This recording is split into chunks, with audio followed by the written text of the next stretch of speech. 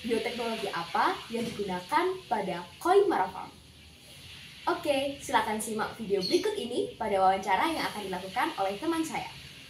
Genesis itu buat kita menghasilkan individu yang mirip sama Indobetina karakternya.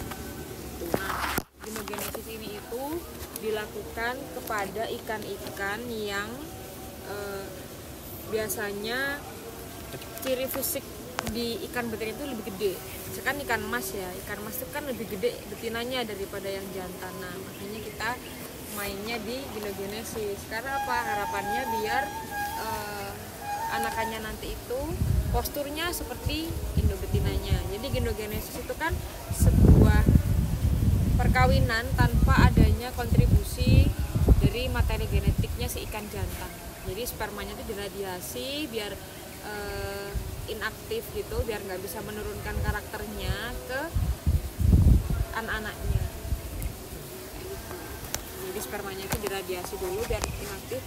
Jadi tugasnya sperma ini cuman merangsang pembelahan doang, tapi dia nggak bisa menurunkan sifat-sifatnya ke anaknya. Anaknya karakternya persis sama ibunya. Even nanti anaknya yang dihasilkan itu adalah anakan berjenis kelamin jantan, tapi dia karakternya tetap sama kayak ibunya. Itu namanya genogenesis. Itu yang kita lakukan di sini. Kalau selain itu ada lagi atau hanya itu aja? Kita masih itu aja sih, karena memang di sini itu kan ada ikan mas strain punten ya. Nah itu kan kita terus kembangkan sampai sekarang biar dia tetap ada gitu. Makanya kita pakai, tetap kita teruskan genogenesisnya itu. Gitu.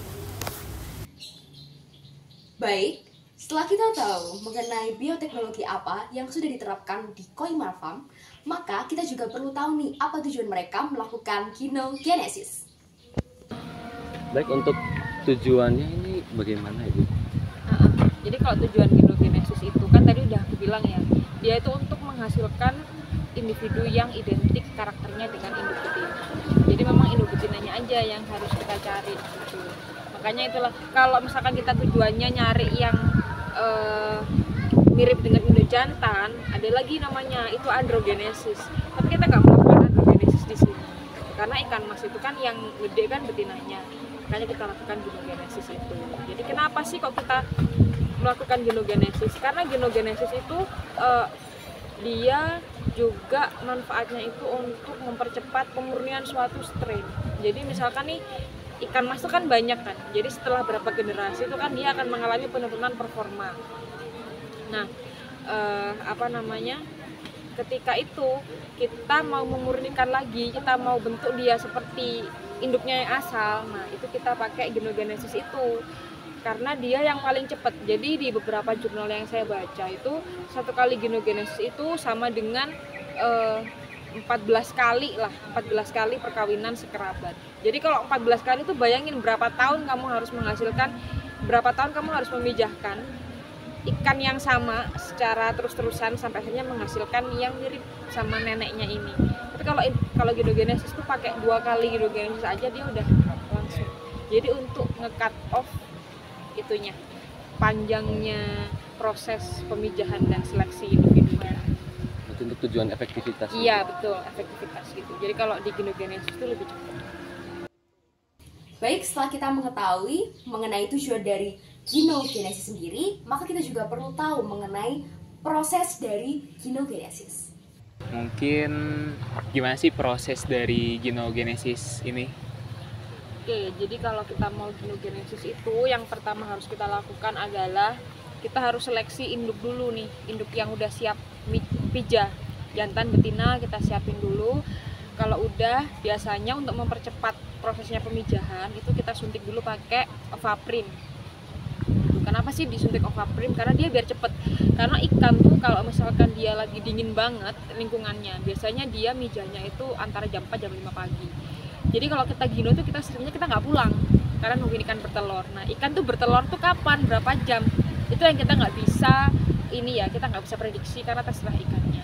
Setelah ikannya bisa memijah, kita stripping, kita keluarkan dulu spermanya biasanya. Spermanya kita proses dulu, kita stripping, kemudian kita kasih larutan NaCl fisiologis untuk pengenceran. Biasanya 1 mili sperma itu dikasih sekitar 5-9 mili larutan NaCl fisiologis gitu. Setelah diencerkan, tujuan pengenceran sperma ini biar memperbesar peluang pembuahan tuh kan.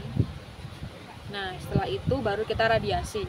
Radiasinya itu pakai sinar UV itu selama 9 menit spermanya diradiasi. Nah setelah 9 menit baru kita stripping si telurnya ini. Stripping si telurnya ini kemudian kita fertilisasikan dulu ininya, sperma sama telurnya. Yang spermanya udah diradiasi ya. Kita fertilisasikan dulu. Setelah kita fertilisasikan, kita tunggu 3 menit sampai 5 menit. Setelah 3 sampai 5 menit baru kita rendam telurnya tadi itu di air yang suhunya 40 derajat. 40 derajat. Setelah itu baru kita tetaskan lagi di suhu yang normal. Itu kalau yang genogenesis meiosis ya. Itu genogenesis meiosis itu dia hasilnya itu anaknya itu 50-50. Maksudnya 50% jantan, 50% betina gitu. Nah, kemudian kalau yang genogenesis yang genogenesis mitosis itu setelah difertilisasi ditunggu 30 menit baru kita kasih kejut suhu panas. Setelah itu kita tetaskan di air yang biasa gitu. Cuman gitu doang. Jadi genogenesis mitosis sama meiosis itu perbedaannya hanya pemberian waktu kejut suhunya. Nah, kalau meiosis itu 3-5 menit, kalau mitosis itu 30 menit gitu. Nah, hasilnya kalau yang tadi kan meiosis itu anaknya jantan betina, cuman dia mirip sama induknya. Tapi kalau mitosis itu 100% dia pasti akan menjadi betina. Gitu. Itu sih prosesnya kayak gitu. Oke, setelah kita mengetahui tentang proses dari genogenesis sendiri, maka kita juga perlu tahu yang namanya tantangan yang dihadapi dalam proses genogenesis. Baik, untuk pertanyaan selanjutnya yaitu apa sih kendala dari proses biogenesis ini sendiri gitu? Oke, jadi kendalanya genogenesis itu biasanya yang pertama ikannya itu nggak mau mijah sesuai dengan timeline kita itu. Atau misalnya kepagian nih kita udah cabut dari kantor baru ikannya memijah, hanya kita nggak jadi, kebrojolan dulu biasanya gitu. Kemudian yang kedua itu dia tingkat keberhasilannya rendah, terutama untuk yang genogenesis mitosis. Jadi karena memang jeda waktu antara fertilisasi dengan pemberian kejutan suhu panas tadi itu jedanya lama, biasanya itu keberhasilannya rendah karena kadang-kadang proses pembelahan yang kita harapkan bisa kita rekayasa itu sudah kelewat atau belum malah. Kayak gitu. Itu aja sih kendalanya. Sama apa ya? Biasanya lebih kepada kita yang tidak bisa prediksi adalah kualitas spermanya juga. Kan nggak hanya dari satu ikan. Makanya kita biasanya spermanya lebih banyak daripada telurnya. Kadang telurnya juga banyak yang masih muda, walaupun dia sudah dikategorikan siap pijah, tapi kadang telurnya ada yang masih muda gitu. Makanya kita biasanya menyiasati itu ya kita pilih yang induknya yang benar-benar siap pijah, sama kita kasih hormon ovaprim tadi sesuai dosis yang sudah ditentukan.